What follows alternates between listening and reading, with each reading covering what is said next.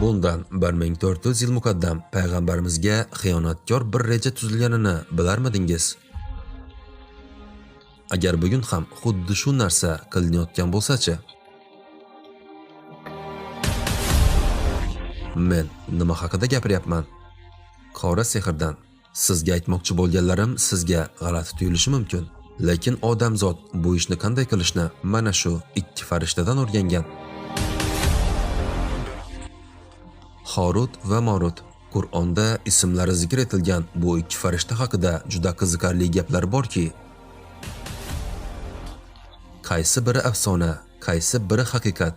Agar siz ular bilan yaqinroq tanishishga tayyor bo'lsangiz, boshlaymiz.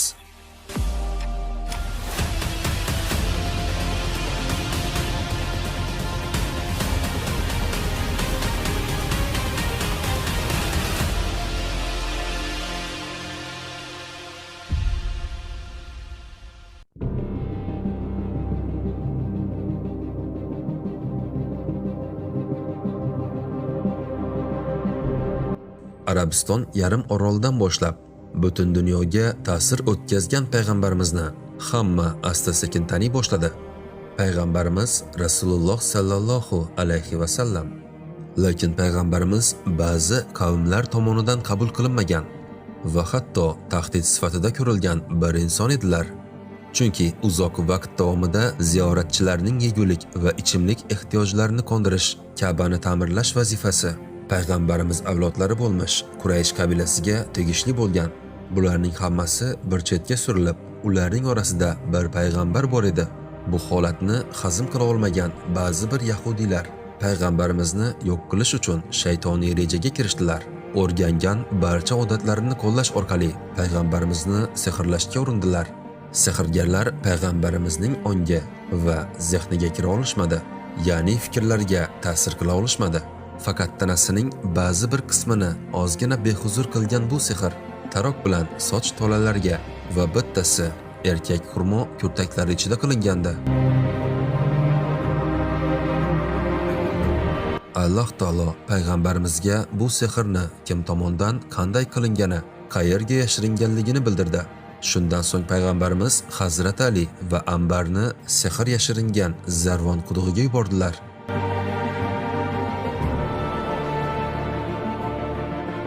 Xino rangini olgan quduqning suvini chiqarib va ichidagi toshni olib sehrni topdilar. Rivoyatlarga ko'ra, aynan shu vaqtda Jabroil alayhissalom Falaq va Nos suralarini olib keldilar va har bir oyat o'qilishi bilan sehrning bir tuguni yechildi. Oxirgi tugun uzilgach, payg'ambarimiz Rasululloh sallallohu alayhi va sallam bu sehrdan qutulib, tezda shifo topdilar.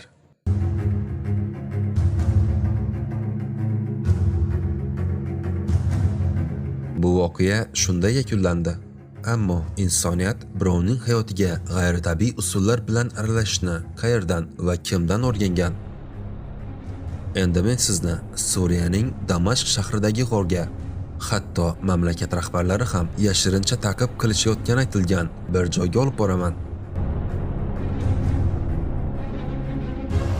Chunki Qur'onda tilga olingan Harut va Marut ismli ikki farishtaning bu g'or bilan aloqasi borligi taxmin qilinadi.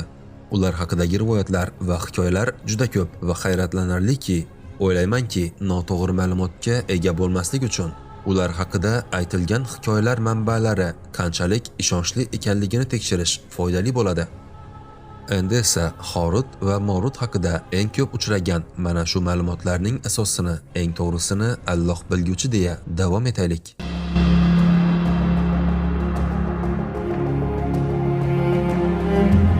Sulaymon alayhissalom. Shuningdek, u yahudiylik va nasroniylikda faqat bir oddiy hukmdordir. Islomda esa hukmdor va payg'ambar. Furot daryosidan Sinay cho'ligacha cho'zilgan yerlarning hukmdori. Lekin uning nomi bilan eng ko'p gapiriladigan xususiyatlaridan biri shuki, boshqa odamlardan farqli ravishda g'ayritabiiy kuchlarga ega bo'lganlar. Uning hukmronligi davrida mintaqada tinchlik, osoyishtalik va boylik hukm surardi. Lekin har bir payg'ambar singari u ham ba'zi qiyinchiliklarga duch kelgan.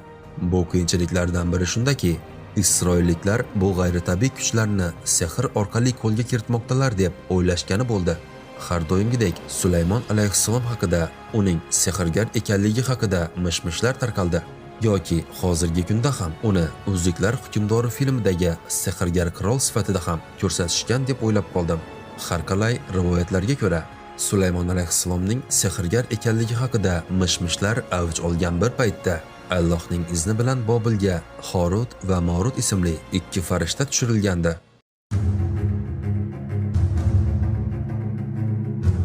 Bu ikki farishta odamlarga qanday qilib qora sehr qilish haqida bilim berishni boshladi. Boshqa bir rivoyatga ko'ra, Horut va Morutning dunyoga tushirilishining sababi Allohning Sulaymon alayhissalomga bergan mo'jizasi bilan sehr o'rtasidagi farqni ochib berish bo'lgan. Shundan so'ng Sulaymon alayhissalom sehrgar emasligi isbotlangan bo'lar edi. Bugungi kunda Horut va Morut o'rgatgan afsullar hali ham masonlar va ko'plab qora sehr qiluvchi odamlar tomonidan qo'llaniladi degan mish-mishlar mavjud. Aytgancha, muhim tafsilot shuki, odamlarga ta'lim berishdan oldin doimo ularni bir narsa haqida ogohlantirishgan. Ya'ni bu sehrni Horut va Morutdan o'rganishning ajri albatta jahannamdir. Agar ular jahannamga borishga rozi bo'lsalar, odamlarga o'zlari xohlagan afsullarini o'rgatadilar. Endi Horut va Morut haqidagi bahsli masalaga oydinlik kiritaylik. Ular haqidagi eng keng tarqalgan rivoyatga ko'ra, bir kun farishtalar Allohdan nega odamlarni bizdan ustun qilib yaratding deb so'rashadi. Agar biz bo'lganimizda ular qilgan gunohlarni qilmagan, ular qilgan xatolarni qilmasdik deyshadi. Ma'lumki, farishtalarning jinsi yo'q va ular odamlar kabi yeb ichishga muhtoj emaslar. Alloh farishtalarning savoliga shunday javob berdi: agar sizda ham insonlar kabi nafs bo'lsa edi, siz ham ular kabi gunoh qilardingiz. Buni eshitgan farishtalar, agar biz bo'lsak, gunoh qilmas edik, doimo ibodatda bo'lar edik deyishdi. O'zingiz hamma joyda ko'rib turgan o'sha qissaning davomida Alloh taolo farishtalarning bu so'zi bilan ulardan ikki nafariga inson nafsini berib, Bobil shahriga jo'natdi. Horut va Morut ismli bu ikki farishta kunduzi oddiy odamlardek shaharni aylanib, kechasi ismi azam duosini o'qib osmonga ko'tarilardi. Hech qanday gunoh qilmasdan bir muddat shunday davom etgan bu ikki farishta vaqtincha ularga berilgan inson nafsining asiriga aylanib, ular ko'rgan Zuhra ismli bir ayolni sevib qolishdi. Gunoh qilib Zuhra ismli bu ayolga ismi azam duosini o'rgatgan Horut va Morut bu xatosi natijasida Alloh taolo tomonidan jazolanadi va ular qiyomatgacha bir g'orda teskari shaklda osilgan holda turishga mahkum bo'ladilar. Chalkashliklarga, tushunmovchiliklarga yo'l qo'ymaslik uchun qissaning batafsil tafsilotiga to'xtalib o'tishni o'rinsiz deb bilamiz va shuni ta'kidlab o'tishimiz kerakki, siz ko'p joylarda uchratgan bu ma'lumotlarning sahih hadislarda ham, Qur'onda ham yo'qligini ta'kidlashim lozim. Horut va Morut haqidagi bu ma'lumotlar Isroiliyotdan hozirgi kungacha yetib kelgan ma'lumotlar bo'lib, uning to'g'riligiga esa ishonchimiz komil emas. Shuning uchun ham to'g'risini Alloh taolo bilguvchidir deya, biz uchun eng ishonchli manba bo'lgan muqaddas kitobimiz Qur'onda Horut va Morut qanday qilib zikr qilinganiga bir nazar tashlaylik. Ular Sulaymon alayhissalom saltanati haqida iblislar o'ylab topgan narsaga ergashdilar. Haqiqat shuki, Sulaymon alayhissalom kofir bo'lmadilar, lekin shaytonlar kofir bo'ldi. Chunki ular sehrni Bobilda ikki farishta Horut va Morut ayon qilgan narsani odamlarga o'rgatayotgan edilar. Biroq bu ikki farishta biz faqat sinov vositasimiz, kofir bo'lmang demaguncha hech kimga xabar bermasdilar. Lekin ular bu ikki farishtadan er va xotin o'rtasida nizo keltirib chiqaradigan narsalarni o'rgandilar. Bilib qo'ysinlarki, Allohning iznisiz u bilan hech kimga zarar yetkaza olmaydilar. Holbuki ular o'zlariga foyda keltiradigan narsani emas, balki o'zlariga zarar keltiradigan narsalarni o'rgandilar. Sehrni sotib olgan kishining oxiratda nasibasi yo'qligini juda yaxshi bilishardi. Qaniydi o'zlariga sotib olgan narsaning yomonligini bilsalar edi.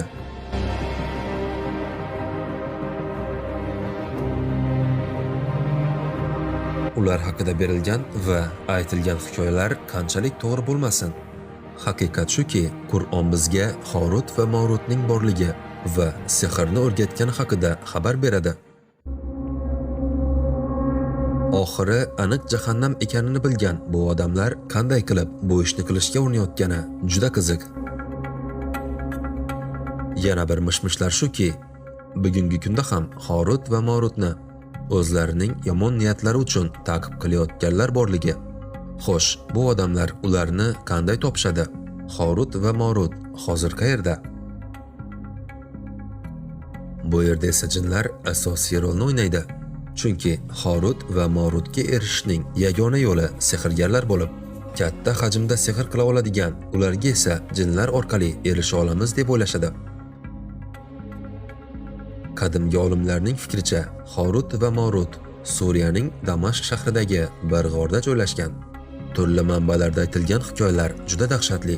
Mishmishlarga ko'ra, tungi sehr ilmini o'zlashtirgan sehrgar uning qarshisida jinlardan biri paydo bo'lib, agar xohlasangiz Shomga borib Horut va Morut nomidan bir qancha sirlarni o'rganishingiz mumkinligini aytadi. Oradan bir oz vaqt o'tdi va sehrgar jinlar yordamida o'sha g'orga borishga qaror qiladi. Shomga yetib, g'orning eshigiga keldi va mishmishlarga ko'ra va u yerda Horut va Morutni uchratib qoladi. Afsona shuki, bu sehrgar Horut va Morutdan uning oxiri jahannamda bo'lishini bilsa ham, u ikki davlat o'rtasida urush olib keladigan afsunni bilib oladi. Bu mishmishlar rost yoki yo'qligini bilmaymiz, lekin bir savol xayolga keladi. Mamlakatlar o'rtasida urush olib kelishi mumkin bo'lgan afsunlar bormi? Masalan, er va xotinning ajralishi yoki odamni kasal qilishi mumkin bo'lgan afsunning mavjudligi. Bu sizga g'alati tuyulishi mumkin. Balki o'zimizga savol berishimiz mumkin. Qudratli mamlakat rahbarlarining sehr va afsunga qandaydir aloqasi bormi? Agar siz shunday deb o'ylaydiganlardan bo'lsangiz, hozir eshitadigan narsangizga tayyor turing.